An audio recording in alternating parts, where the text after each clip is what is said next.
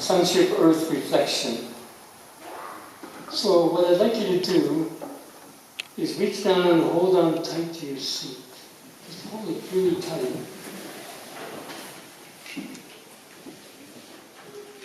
I'm going to put my glasses on.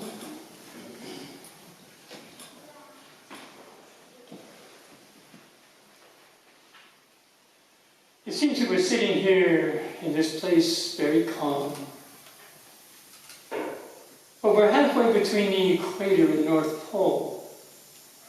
And in fact, we're actually spinning at 1,000 kilometers per hour. And besides rotating the Earth, our planet is circling the Sun. And it's moving at 100,000 kilometers per hour. And the Sun is part of the Milky Way galaxy, which is spiraling out into space at 1,000,000 kilometers per hour. So you're not really sitting still.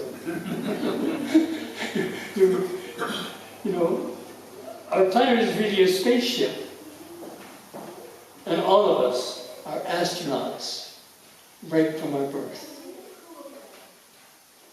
We live in one world where all the systems are connected and contained. Now, I know most of you have seen that pond up there, but think of it, get it in your mind. Think of the water there. Because water is so incredibly important on this tiny little planet. It's called a blue planet. And the oceans bathe all the lands and connect all the lands. And all life actually comes out of the water. And we survive on land because we are part of that great water cycle. That river of living water that flows through us. We drink it in, we breathe it out, we sweat it out, we pee it out. Water connects you to everyone, and every living thing, every animal, every plant. All connected. Now this time take a deep breath and hold it.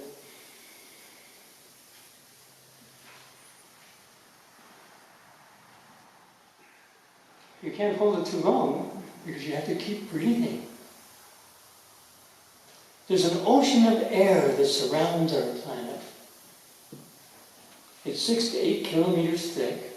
But it's just like a layer of paint on a basketball if you reduce the Earth to that size. It's not very thick, really. And all the living creatures breathe it. And the forests are the lungs of the Earth, breathing out oxygen. And breathing in the carbon dioxide that we exhale. It's all in a fragile balance on our planet. We live in one world, and everything is connected. Okay. That's sunlight in motion. That's star power. That's the energy of the universe flowing through you. Because the sunlight is packaged into food by photosynthesis. And it's what's powering our bodies. Your voice is the sound of sunlight. Your heart is star-powered. Sunlight powers our one world. And all things are connected. Now, I want you to take 2 fingers and pinch a little bit of skin between your 2 fingers. Every molecule in your body comes from the planet Earth. The planet Earth is our mother. We ingest it, digest it, incorporate it, and return to it.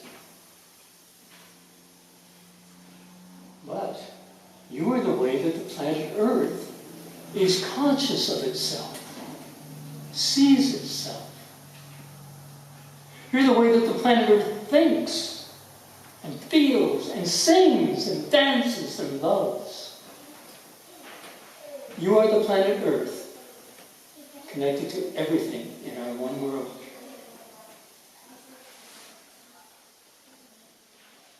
Now, raise your arms like this. Because you are the way that the planet Earth prays and gives thanks to the Creator of the universe. That's who we are.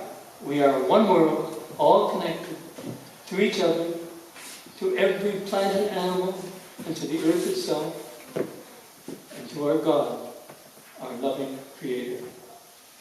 Amen. You just went on the first 2 trips.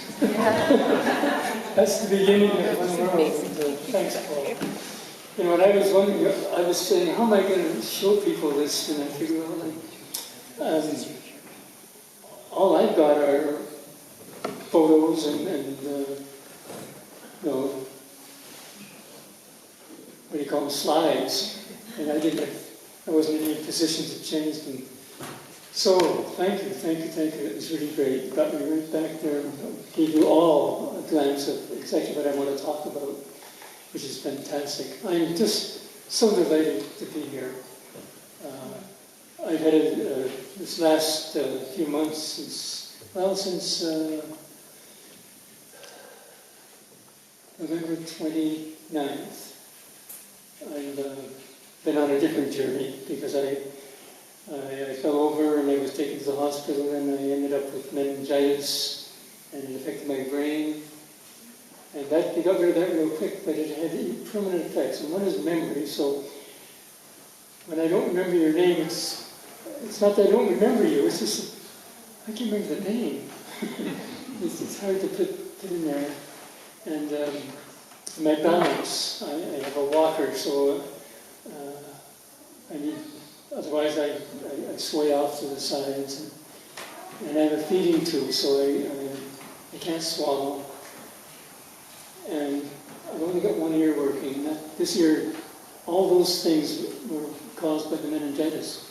So, I just wanted to warn you about that beforehand, so when we're talking, you'll realize that somebody calls my name, I'll look this way because this is the only ear I hear with.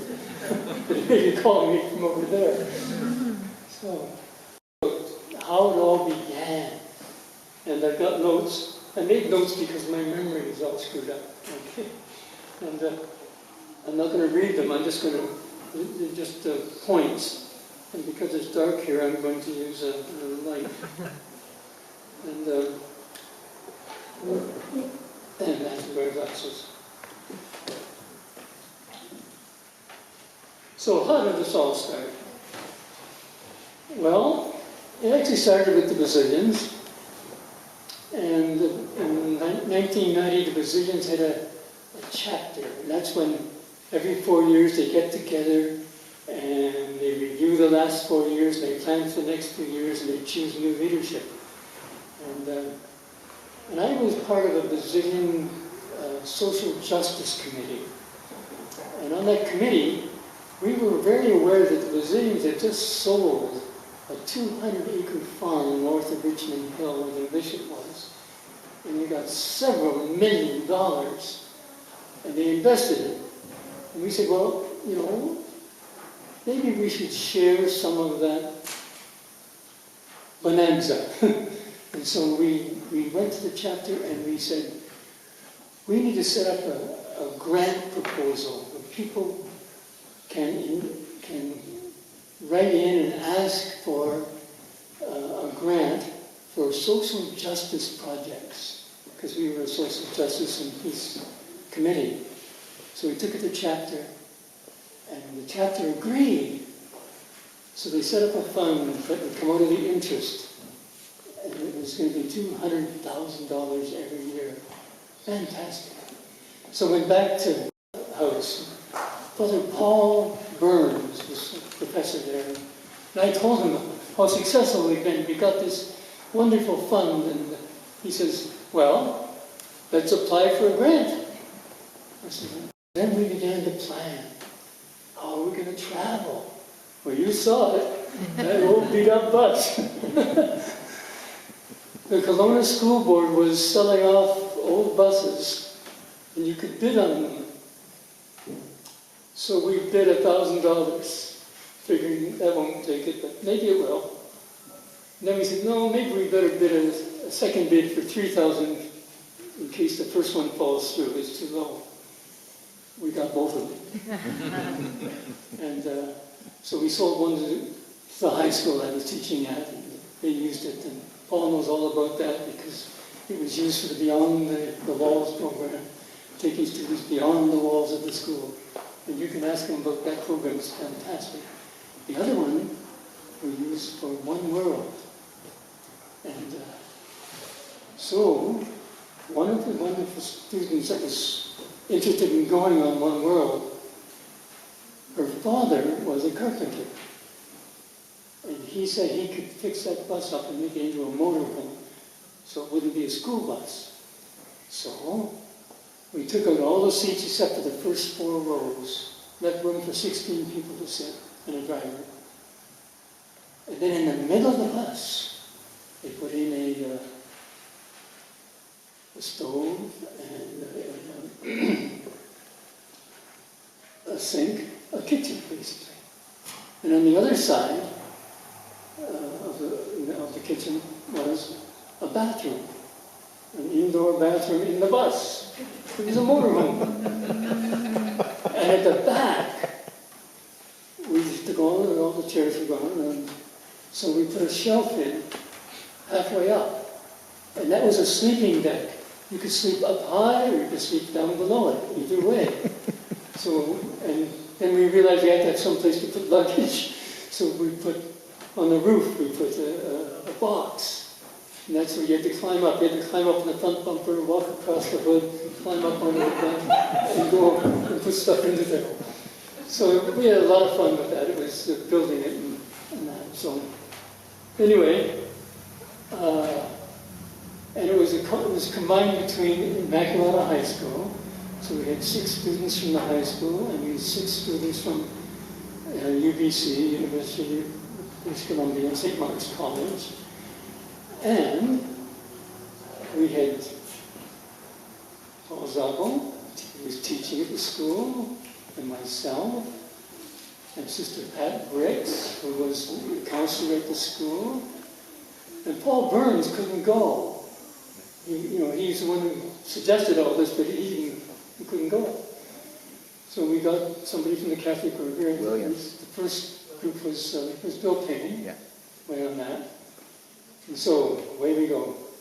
We actually took the bus out one weekend just to practice, and we found out, yeah, we can do this. So we're driving down from Kelowna, we're going down to Vancouver to pick up the Vancouver people.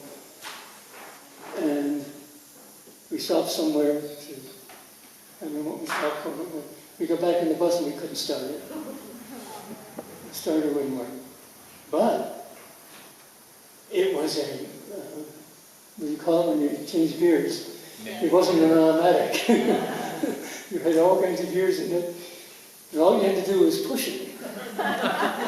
So you put the clutch in, and you push it, you let the clutch out, and the motor turns, and so we got down to Vancouver, and we loaded the people up, and we had to do that several times on the way down.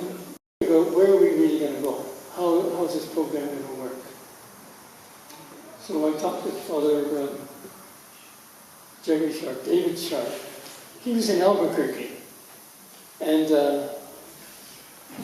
down in Albuquerque, he was a chaplain at one of the universities, and he was taking students down to Mexico, to the poorest places, to really learn what was going on there. So I got in touch with him. I said, David, here's our plan. He says, oh, that's great. He says, here's where you start. Albuquerque. You go to the Center for Action and Contemplation. That's Richard Rohr's place. He says, because they prepare groups to go to Mexico. Great, so I phoned down, and I got him, just phoned. And the the lady answered, and I told her what we were looking for. She said, "Well, hold on for a second." And somebody came along and said, "Hello." And I said, "Who are you?" My name is Tozer. What's your first name? Leslie. I have to remember this. Leslie. Leslie Tozer. I says, "Well, here's what we want. What we need." She says, "Well, that's my job. That's what I do. I prepare people to go to Mexico."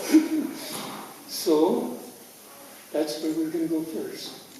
And then we were told, "You've got to go and see the Brazilians in Mexico City, and they'll arrange for you to go and live out with families." And then there's this wonderful bishop down in the south of Mexico, at a place called Tehuantepec, the south of, I don't know, the south. Anyway, so we got in touch with him, and he says, "Yes, come." He says, "There are lots of projects you can do and lots of things you can learn." So that was good. And so we drove in, we get to Vancouver, we fill up in Vancouver, and we drive down. Time after time, we had to push the bus to start. But that was okay, it was teamwork, you know. And then once the bus got going, we put the clutch in, and we could get back in, and there we go. And we got down to Albuquerque, and Leslie was fantastic. She had great ideas for us, and I want to read you a couple of things I wrote in I had a great time, by the way, preparing this. I read my journals, and if we had all day, I'd sit here and read them all to you. But I'm going to read a couple of things here. Let me see if I can find it.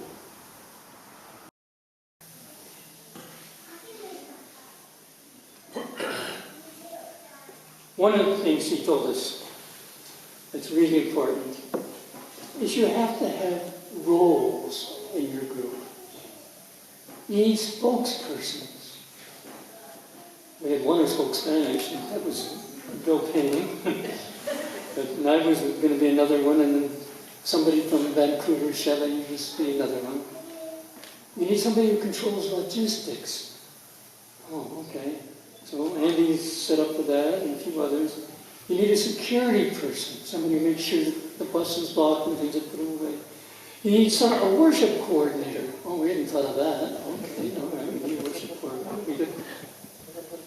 And you need a photographer. Like Paul. Wow. You saw already. And you need a health coordinator. So we figured out who that would be. And you need a vibes watcher. Well, Sister Pat was the vibes watcher to see how the community was getting along. You need a housekeeper. We're going to keep the inside of the bus, in order. And you need somebody who looks after the finances. So that was really good. She really helped us to figure out what you need on a one-world trip. And that was incredibly important. And, all those things would have happened, but they would have happened, by chance and as needed. But we learned to plan ahead. And that became part of our work. Now, the second thing she dealt with was our fears. I hadn't even thought of that. She says, you've got to be worried about divisions in your group. And your vibes person is going to be pretty important for that. Because you'll have that. There will be divisions in your group. You've got to be worried about all those contacts you set up. They may fail. What are you going to do? So you have to be ready for that. Getting sick. You're going to get sick. Not everybody, but you've got to be aware of that. You're going to get split up and separated. And you're going to wonder how you're going to ever get back together again. Think about those things. What if you had a bus accident? We've never been in lots of bus problems. What about everybody's not used to living in such confined space for 6 weeks in a bus? You need your space. Think about that. And in Mexico, women are especially at risk. You got to be careful. And so you not go unaccompanied at times where you don't know where you are or what's happening.